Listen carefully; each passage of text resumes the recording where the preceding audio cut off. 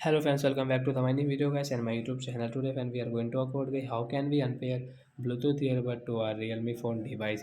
Hence you want to unpair guys your Bluetooth earbud to your Realme phone device. So friend, how can you unpair it? Today I will show you, I will tell you in this video guys. So before starting video friends, first of all go and subscribe the channel guys, click the bell icon and like the video. So first of all guys, open your phone setting to unpair guys your Bluetooth earbud. After on phone setting we will click on Realme phone Bluetooth setting guys, tap here. So you can see guys your device name guys, which device guys you have paired, then you can see, and guys you want to unpair. So then how can we unpair? So right side icon guys, tap here, fans you can see guys, use follow and media setting guys, this you can connect and disconnect here. Contact sharing guys you can off and on from here.